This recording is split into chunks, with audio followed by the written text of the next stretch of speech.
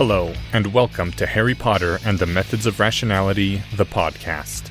Written by Eliezer Yudkowsky, read by Eneasz Brodsky, based on the works of J.K. Rowling.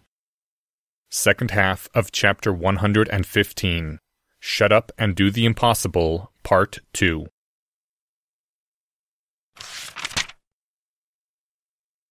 Harry laid his wand directly on Voldemort's wrist stump.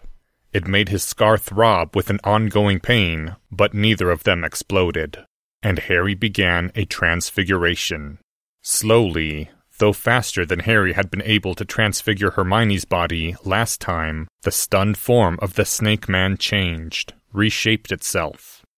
As the transfiguration progressed, especially as the Snake Man's head began to turn glassy and shrunken, the pain in Harry's scar faded. It would be a spell to maintain whether Harry was waking or sleeping. And later, when Harry was older and more powerful, and maybe had some help, he would untransfigure the mind-wipe Tom Riddle and heal his body with the power of the stone. After future Harry had figured out what to do with an almost completely amnesiac wizard who still had some bad habits of thought and some highly negative emotional patterns. A dark side, as 'twere. Plus a great deal of declarative and procedural knowledge about powerful magic. Harry had tried his best not to obliviate that part, because he might need it someday. And meanwhile, just like magic hadn't defined a transfigured unicorn as dead for purposes of setting off wards, Voldemort's Horcruxes wouldn't define a transfigured Voldemort as dead and try to bring him back. That was the hope, anyway. Harry's scar twinged one last time when the steel ring went on his pinky finger, holding the tiny green emerald in contact with his skin. Then his scar subsided and did not hurt again. An upthrust rock served Harry for a chair when he staggered over it and sat down motionless, resting after a fashion, shoving back the exhaustion that threatened the corners of his mind. It was not done. There was more to do.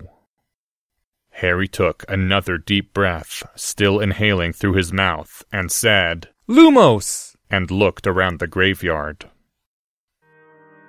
Black robes and severed skull masks surrounded by pools of blood.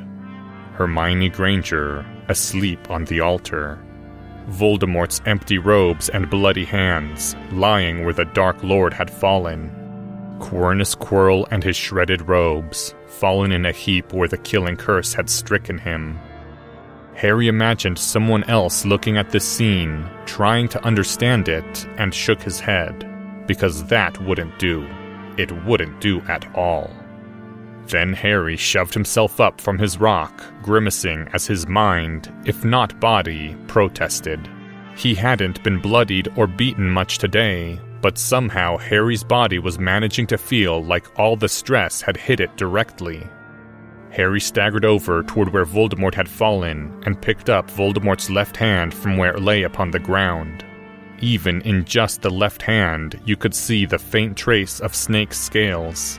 It was very distinctively Voldemort. That was good. Harry went to the altar where the sleeping Hermione lay and gently placed the detached hand around Hermione's neck, carefully moving the fingers to clutch at her throat. It was hard to do. Hermione seemed so peaceful and innocent when she was sleeping, and Voldemort's severed hand seemed so ugly. Harry bluntly overrode whatever part of his mind was thinking that, since it made no sense in this context. A few weak severing charms served to mess up the almost perfectly fine cut the nanofiber had made, which was critical. It would not do to have the hand stump look like the neck stumps. The multiple defendos scattered small bits of Voldemort wrist all over Hermione's shirt, which, Harry had to remind himself, was also part of the plan. Harry repeated this with the right hand, arranging it symmetrically with the left. Harry used Inflammare to singe Voldemort's robes where they lay, and then arranged the singed clothing around Hermione. Voldemort's gun and his wand went into Harry's pouch. Harry placed the Stone of Permanency in an ordinary pocket. He wasn't sure what the stone might do to his pouch. The heap of things from inside Quirrell's robe, also near the altar, yielded the wand that the defense professor had used when he was being Quirrell. Harry went to where Quirrell lay and straightened out the body as best he could, and put Quirrell's wand into his hand. Tears predictably came to Harry's eyes, and Harry wiped them away on his sleeve. Harry took another deep breath, still inhaling through his mouth, said, "Lumos!" again, and once more looked around the graveyard. Black robes, severed skull masks, and Hermione Granger lying on an altar with Voldemort's severed hands clutched around her throat, and Voldemort's singed clothing scattered around her. Cornus Quirrell lay dead with his clothes torn and shredded, his wand in his right hand. That would do. There remained the problem of calling attention to it. Harry was very nearly out of magic at this point, but he still had enough to transfigure a leaf into the deflated form of a 3-meter weather balloon. Harry's pouch produced a bottle of acetylene and a stick of dynamite and a spool of fuse cord. "Be prepared. That's the Boy Scouts' marching song. Be prepared for a life that includes mountain trolls and who knows what else."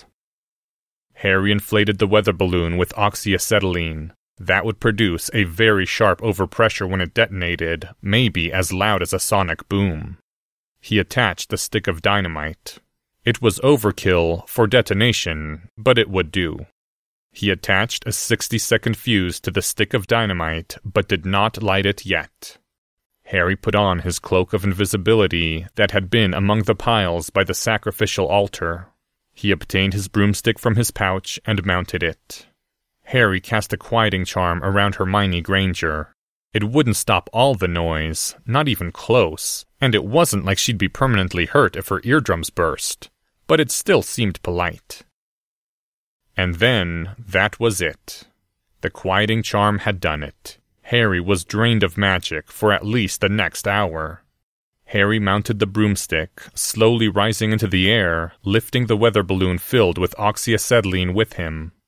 The Castle Hogwarts came into view, distantly gleaming in moonlight a few kilometers away as Harry rose above the trees. And Harry did his best to figure the distance and the angle as it would be seen from Hogwarts. When he had risen high above the forest, Harry used a lighter to ignite the fuse on the dynamite attached to the weather balloon full of oxyacetylene. Then Harry spun the broomstick and darted away, though not directly toward the castle. That might take him too close to the route past Harry and Professor Quirrell had traversed. It wouldn't do to have the professor sense another Harry. Harry felt a leaden stab of sadness, and refused it. 31 1000, 32 1000, 33 1000. When Harry reached 40, not wanting to take chances with his own eardrums, he glanced at his wristwatch, noting the exact time, and spun his time turner once.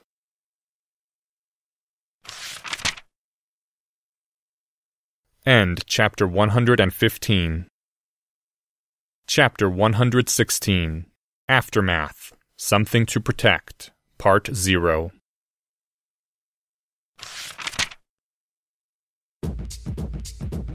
At first, Anna had been gratified to see the final Quidditch Cup go on so long. As a Gryffindor, she was a bystander at the House Cup thing. It wasn't like Gryffindor ever won.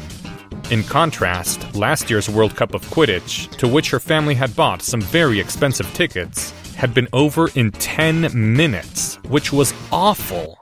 Modern Quidditch games had become too short. The snitch caught much too quickly. It was a widely talked problem among aficionados. Broomstick enchantments had advanced, while the snitch stayed the same regulation speed, with the result that Quidditch games had become shorter and shorter.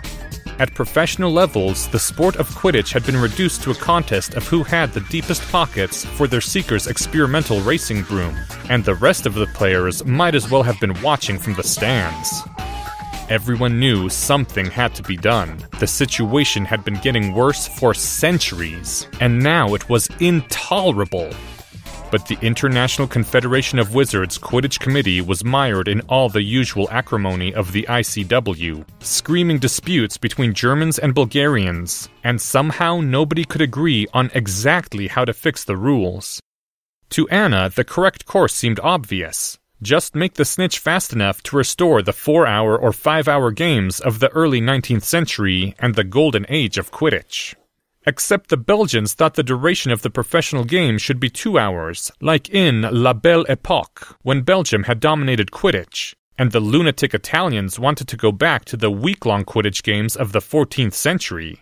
And Britain's even crazier blood purists kept on talking up the occasional day-long Quidditch match as proof that broomsticks couldn't really have improved since everything was better in the old days, which was not how the interdict of Merlin worked. She was 100% on the side of Harry Potter that it was time for Hogwarts to give up on those gibbering slowpokes and just change the rules, starting here and now. But not by eliminating the snitch. That was going all the way back to 11th century Quidditch. It didn't matter if Headmistress Hufflepuff had first introduced the innovation because one of her students had wanted to play the game but not been suited to the usual roles. Snitches had caught on internationally because it was more exciting when the game could always end in the next minute. Anna had been arguing this viewpoint at the top of her lungs for the last 30 minutes, quite forgetting to pay attention to the game. Thanks to a lucky coincidence of seating, she'd been near the boy who lived and his sign, and hence she'd managed to stake out her position right from the start. She was aware, in the back of her mind, that if the Quidditch rules really did change starting here and now, then this was the most important thing she'd ever do. She could almost feel the pressure of time twisting around her, as though the fate of Quidditch itself were being settled this very day, and she was standing close to the center of it. Though she hadn't gotten high enough scores in divination to actually sense anything like that, of course. She hardly noticed when at one point the boy who lived stood up to go to the bathroom. The boy who lived did catch her eye when he trudged back. Harry Potter looked a bit tired and wobbly, though his uniform appeared as trim as if he'd changed into a new one. She noticed half an hour later on when Harry Potter seemed to sway a bit, and then hunch over, his hands going to cover up his forehead. It looked like he was prodding at his forehead scar. The thought made her slightly worried. Everyone knew that there was something going on with Harry Potter, and if Potter's scar was hurting him, then it was possible that a sealed horror was about to burst out of his forehead and eat everyone. She dismissed that thought, though, and continued to explain Quidditch facts to the historically ignorant at the top of her lungs. She definitely noticed when Harry Potter stood up, hands still on his forehead, and dropped his hands to reveal that his famous lightning bolt scar was now blazing red and inflamed. It was bleeding, with the blood dripping down Potter's nose. She stopped talking mid-sentence. Other people turned to look at what she was staring at. "Professor McGonagall?" Harry Potter said in a wavering voice. There were tears in the corner of his eyes, which shocked her. The boy who lived did not seem like the sort of person who would burst into tears. Harry Potter raised his voice further, as though it were hard for him to speak. Professor McGonagall!" Professor McGonagall turned away from where she was arguing with the Hufflepuff Quidditch team. The head of Gryffindor's eyes widened in shock, and then she was moving people out of her way, almost running. "Harry! Your scar!" Silence was spreading in a widening circle. I think he's back. I think I'm seeing through Voldemort's mind." Anna took a step back at you-know-whose name and nearly fell over a bleacher. An older boy standing next to her gave a cry of dismay, and then the boy who lived shrieked even louder. "He's killing them!" Half the Quidditch stadium turned to look at him. "The ritual! Blood of his servants! The blood! The life! He's summoned them! He took their heads, their blood, the life to renew his own! The Dark Lord rises! Voldemort is returned!" Madame Hooch blew a shrill whistle, and the Quidditch brooms that hadn't already stopped in midair began to slow. For herself, she wasn't sure if this was a joke. If it was, boy who lived or not, he was in more trouble than she could even imagine. Professor McGonagall raised her wand into position for a quieting charm, and Harry Potter caught her hand. Wait! Harry Potter gasped, his voice lower, but still loud enough that she and the people near her could hear clearly. He can be stopped! I see his mind! His mistake! He can be stopped now! The way is open! She's following him! She who Voldemort slew! Return! Return! Return! Revive and stop him! Stop him, Hermione! And then Harry Potter fell silent. He looked around at the people staring at him. She'd just about decided that this had to all be a prank in unbelievably poor taste when a distant but sharp crack filled the air. Harry Potter swayed and fell to his knees, even as her heart jumped into her throat. An explosion of excited babble rose around them. She could still hear the words from Harry Potter's mouth as Professor McGonagall knelt next to him. It worked! She got him! He's gone! What? Quiet! Quiet, all of you! Harry, what happened? Harry Potter was speaking rapidly but loudly. Voldemort tried to revive. He summoned Death Eaters and he killed them! Stole their blood and life! Hermione's body was there. I don't know why. Maybe Voldemort was planning to use it for something. Voldemort came back. He resurrected himself. But Hermione followed him back, and she destroyed him. He's gone. It's over. It happened in a graveyard near Hogwarts. Harry Potter rose to his feet, still swaying. I think it's in that direction. Harry Potter pointed in the rough direction the crack had come from. I'm not sure how far. The sound from there took 20 seconds to get here, so maybe 2 minutes on a broomstick. With a motion so smooth it looked unconscious, Professor McGonagall shifted into a stance and said, Expecto Patronum. She addressed the glowing cat that then appeared. Go to Albus. Tell him he must come at once. Dumbledore's gone! The headmaster is gone, Professor McGonagall! The Dark Lord trapped him. He reversed some kind of trap the headmaster planned, and Dumbledore was caught outside time. He's gone!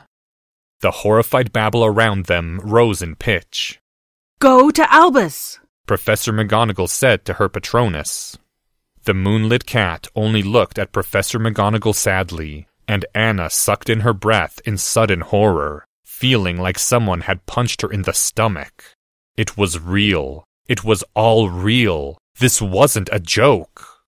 Professor McGonagall, Hermione is alive! She's really alive and not an Inferius or anything. And she's still there in the graveyard. A broomstick! Professor McGonagall turned to the players hovering motionless over the Quidditch field. I need a broomstick! Now! Despite everything, Anna raised a hand in mute protest, then caught herself even as the Ravenclaw and Slytherin Seekers came zooming over, with excellent strategic sense since they weren't actually doing anything.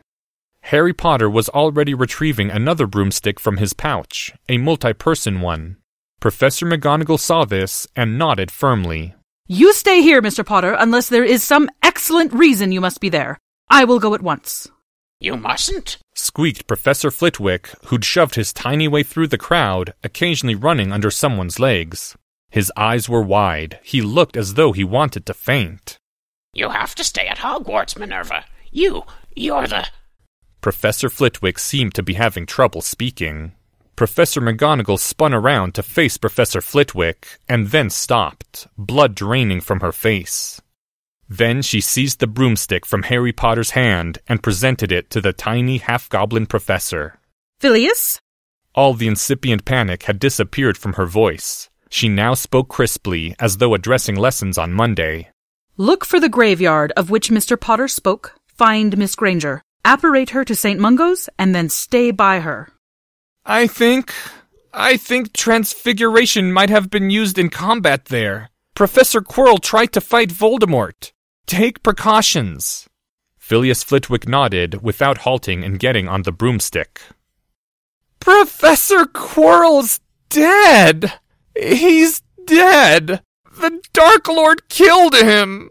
His body... It's there, in the graveyard. She stumbled back again, feeling it like another punch in her gut. Professor Quirrell had been one of her favorite professors ever. He'd made her rethink everything she'd believed about Slytherin. She'd known in some distant way that he was probably going to die very soon, but to hear that he was really, truly dead. The boy who lived sat down on the bench, as if his legs couldn't support him anymore. Professor McGonagall turned to the crowd, touching her wand to her throat. Quidditch is over! Go back to your dormitories! Don't! Screamed Harry Potter. Professor McGonagall turned to look at him. Tears were leaking down the boy who lived's cheeks. He looked like the interruption had surprised himself as much as it had surprised anyone else. It was Professor Quirrell's last plot. The boy who lived looked at the Quidditch players, who had now flown to nearby, as though speaking to them directly. His last plot. Harry Potter was floated off by Professor McGonagall to the infirmary. The other professors ran off to oversee who knew what, leaving only Professors Sinestra and Hooch behind. At the stadium, rumors ran wild. Anna repeated everything she could remember hearing as best she could. Something had happened to Dumbledore. Some Death Eaters had been summoned and killed. No, Harry Potter hadn't said which ones. Professor Quirrell had gone out to face the Dark Lord and died for it. You know who had returned and died again. Professor Quirrell was dead. He was dead. In time, most of the students wandered off, back to their dormitories, to sleep if they could. Anna stayed in the stadium and watched the rest of the game, ignoring her body's need for sleep and her eyes that often blurred with tears. The Ravenclaw team put up a valiant fight, but there was no Quidditch team anywhere that could have defeated the Slytherins that day. Dawn was tinging the sky when the Slytherins won their final game, the Quidditch Cup and the House Cup.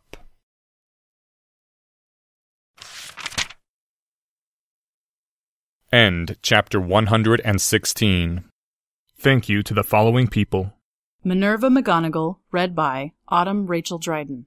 Professor Phileas Flitwick. By Francis Whitesell. This chapter's original text, production notes, and attribution links, along with archives and much more, can be found at hpmorpodcast.com.